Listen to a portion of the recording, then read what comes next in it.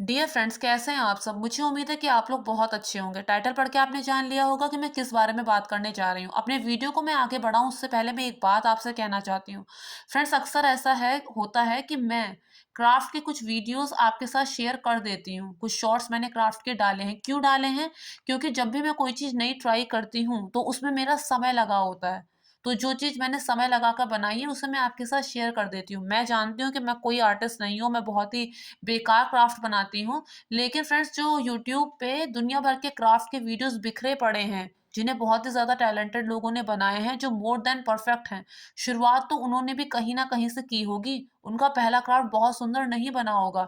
लेकिन उस टाइम पे अगर वो लोग भी ये सोचकर बैठ जाते हैं कि हमारा पहला क्राफ्ट इतना खराब बना है या फिर दूसरे लोग और भी अच्छा क्राफ्ट बनाते हैं, उन लोगों ने वहीं पे अपना काम ठप कर दिया होता, तो हो सकता है जिस मुकाम पर वो आज हैं, वो उस मुकाम पर नहीं पहुँच पाते। कुछ ना कुछ नया ट्राई करना गलत नहीं होता, कुछ नहीं आना गलत नहीं है, लेकिन सीखने के लिए कोई उत्सुक ही ना हो, सीखने के लिए तैयार ही ना हो, वो चीज़ गलत है।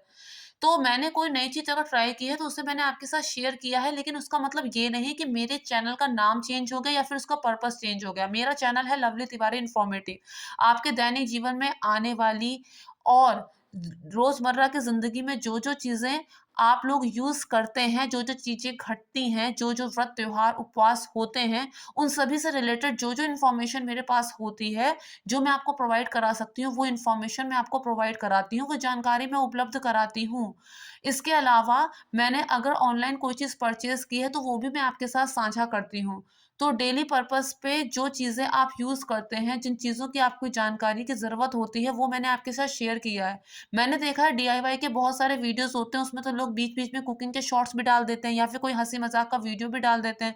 तो उसका मतलब ये नहीं कि उस चैनल को अनसब्सक्राइब कर दिया जाए या फिर अगर उसकी एक चीज़ पसंद नहीं आए, तो बाकी चीज़ों को भूलकर आप वो चैनल देखना ही छोड़ दें।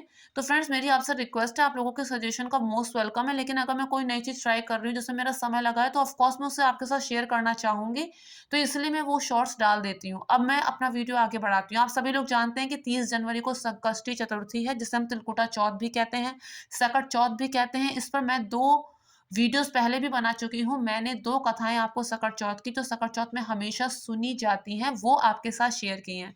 फ्रेंड्स, कोई भी व्रत अगर होता है, तो उसका मतलब ये नहीं होता कि हमें भूखा रहना है।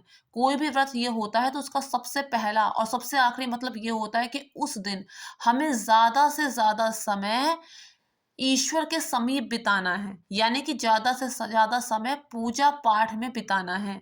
यानी कि हमें ज़्यादा से ज़्यादा समय सत्कर्म में बिताना है, तभी हम अपने आप को ईश्वर के निकट महसूस करेंगे। तभी तो इसे हम उपवास कहते हैं। उपवास का मतलब भूखे रहना है, बिल्कुल नहीं होता।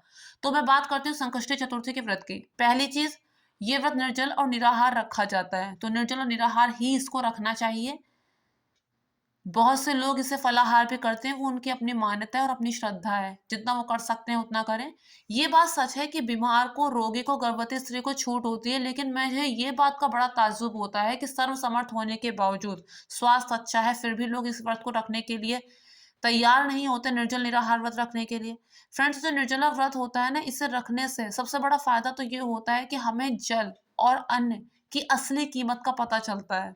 और जो लोग निर्जल निराहार व्रत रखेंगे, ऑब्वियस सी बात है, खाना बर्बाद करने से पहले वो 2 बार सोचेंगे ज़रूर कि जो भोजन होता है उसका क्या महत्व होता है। और वैसे भी जो पौराणिक कथा इसकी है, जो जिस तरह से चीज़ें चली आ रही हैं, उसी तरह से उसे फ़ॉलो करने में कोई हर्ज नहीं है। अब पता चला अब हम लोग फलाहार रख रहे हैं, आगे आने वाली पीढ़ी वो हमसे भी ज़्यादा डल होगी, वो उसके बाद पता चला कि वो एक टाइम भोजन करके व्रत रखने लगे, तो जो चीज़ हम खुद नहीं निर्वाह कर पाएँगे, तो उससे आगे कैसे ट्रांसफ़र कर पाएँगे? तो अगर कोई दिक्कत नहीं है तो व्रत को निर्जल निराहार ही रखना चाहिए।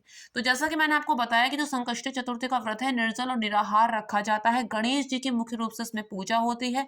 इसके महत्व को आपको समझाने के लिए मैंने इस पर 2 व्रत कथा के वीडियोज़ पहले ही बना चुकी हूँ। जे देवरानी जेठानी की व्रत कथाएँ थी दोनों।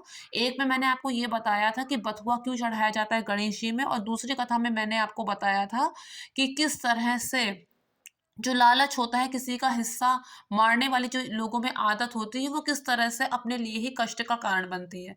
तो इन दोनों कथाओं को मैं आपको सुना चुकी हूँ, आप लोग मेरे बीते वीडियोज़ में जाकर देख सकते हैं। मुझे पूरी उम्मीद है अगर आप लोग मेरा एक वीडियो भी देख लेंगे, अगर आप लोग मेरा एक वीडियो भी देख लेंगे तो आपको उसमें इतना इंटरेस्ट हो जाएगा कि आप आने वाले वीडियोस को देखने से अपने आप को रोक नहीं पाएंगे। तो प्लीज़ मेरे चैनल को ज़्यादा से ज़्यादा सब्सक्राइब कीजिए और साथ ही बेल आइकन को भी प्रेस कर दीजिए ताकि आगे आने वाले वीडियो की नोटिफिकेशन आपको मिल सके। अब मैं आपको सुनाती हूँ संकष्टी चतुर्थी की बची हुई कथाएं। तो फ्रेंड्स, पहली बात तो ये है कि जैसे हमने सुना है हरि अनंत हरि कथा अनंता, कि ईश्वर के जैसे नाम अनेक हैं, ईश्वर के रूप अनेक हैं, वैसे उनकी कथाएं भी अनेक हैं। तो हम ये नहीं कह सकते कि इसकी सिर्फ 2 ही कथा होती हैं या फिर इसकी 4, 6 या फिर 10, 12 कथा ही होती हैं। इसकी इतनी कथाएँ होंगी, इतने कारण होंगे कि हमें उस विषय में पता ही नहीं होगा, और जितना ज़्यादा हम इस विषय में जानेंगे, उतना हमें पता चलेगा कि हम इस विषय में कितना कम जानते हैं। तो 2 कथाएँ आपको पहले सुना दी, अब मैं सकट चौथ की आपको एक और महत्वपूर्ण कथा सुनाने वाली हूँ कि सकट चौथ का व्रत क्यों मनाया जाता है। एक बार की बात है, किसी राज्य में एक कुम्हार था। वो कुम्हार जब भी अपने बर्तन पकाने के लिए आमा जलाता था तो कोई भी बर्तन नहीं पकता था। उस नगर में जब भी कुम्हार बर्तन पकाने के लिए आमा जलाता था तो कोई बर्तन नहीं पकता था। और उस समय मिट्टी के बर्तनों का कितना महत्व होता था। हर कोई तो सोने चांदी के बर्तन अफोर्ड नहीं कर सकता था, तो उस समय मिट्टी के बर्तनों का अत्यधिक महत्व हुआ करता था। तो वो राजा के पास अपनी समस्या लेके गया कि मैं आमा तो जलाता हूँ लेकिन आमा पकता नहीं है, एक भी बर्तन नहीं पकता, आमा जलता ही नहीं है। इस पर राजा ने राज ज्योतिषी को बुलाया और कहा कि क्या कारण है कि आमा पकता नहीं है, एक भी बर्तन नहीं पकता। तो आमा जलता नहीं है, एक भी बर्तन नहीं पकता। तो राज ज्योतिषी ने बताया कि इस समस्या का खाली एक ही निवारण है और कोई उपाय नहीं है। वो निवारण ये है कि जब भी आमा जलाया जाए तो साथ में किसी एक बालक की बलि भी दी जाए। तो राजा ने क्या किया, राज आदेश जारी किया कि जब भी ये जो कुम्हार है वो आमा आमा जलाएगा तो हर घर से एक बच्चे की बलि ली जाएगी। अब पूरे नगर में ये आदेश जारी हो गया। जिस दिन जिस घर का नंबर आता उसमें से एक बालक उस आवे के जलते समय उस आवे में बैठता और तभी आवा जल पाता और सारे बर्तन पक पाते।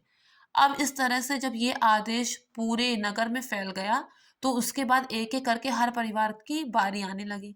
एक दिन की बात है, एक बुढ़िया की बारी आई। उस बुढ़िया का एक ही सहारा था, उसका एकमात्र बेटा। उसने सोचा कि आज सकट का दिन है और आज मेरा बालक मुझसे हमेशा के लिए दूर हो जाएगा। इस पर वो बहुत रोई लेकिन वो राज आज्ञा के सामने कुछ कर नहीं सकती थी। उसने क्या किया, उस दिन सकट चौथ का दिन था तो उसे दूध का बीड़ा और सकट की सुपारी देके अपने बालक को कहा कि इसे मुट्ठी में लेके सकट माता का नाम लेके तुम आवे में बैठ जाना। उस बालक ने वैसा ही किया।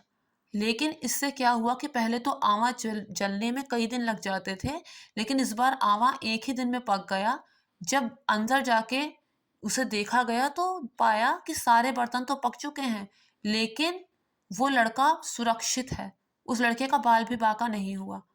वो लड़का वहां से सुरक्षित बाहर निकल आया और उसके बाद जितने भी बच्चे थे वो भी सुरक्षित उसी आवे से बाहर निकलने लगे। वो सबके सब जीवित हो गए।